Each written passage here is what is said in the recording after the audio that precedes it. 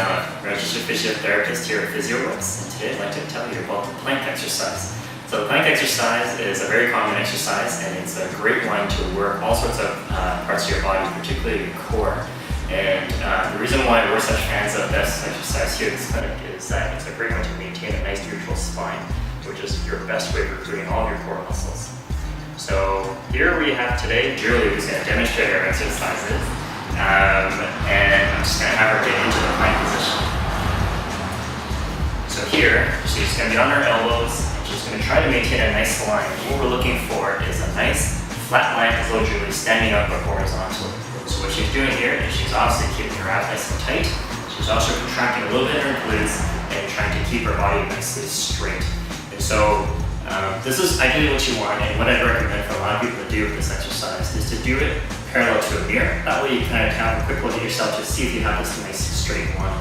So we're going to move into a few different sheets that people often use when they're doing the plank exercise. The most common one that I'll often see is people have a little bit too high. When they're in this position, you kind of take your abs a little bit out of it and it becomes a lot easier. Another one that I'll see is bump a little bit too low. This one's marked by having a big curve in the low back. It's not a great thing to do because you get some back pain doing this. And the other one is people will be kind of rounded in the shoulders, and here you can see a big hump in Julie's back, and that's not really great because that's really rough on the upper body. So if you come back down, a nice neutral alignment, this is ideally where you want to be. So we can also talk about today some progressions or some modifications to the exercise. For some people, getting to this position may be actually too difficult, so what we can do to simplify it is give you a quick break, come back down.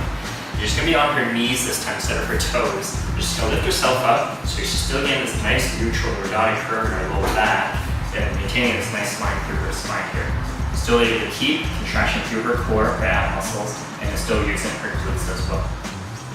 If this is too easy for Julie, she can make it a little bit trickier by lifting herself back up, getting nice and neutral again. In this position, she's going to gently lift off one foot from the ground without sacrificing her position, and her spine is still staying nice and neutral in the midsection. Another progression is to do a plank walkout. So I'm just going to have Julie take on a different position. Instead of being on her elbows this time, she's going to be on her hands. So Julie's in a nice push-up position. Her hands are straight. She's still got this nice line. She's going to really tighten her midsection and her glutes. Keeping a nice line and contraction. She's going to slowly lift one hand and move forward. Good. And come back. And yeah. So it's a great way to challenge your upper body, making it unstable and still holding yourself down in your spine. So that's our plank exercise. Please give it a try. It's a great one to do. And if you ever have any questions, you can let one of us know here at Physio Works. Just remember, keep a nice neutral spine, and that way you can do a very safe and effective exercise.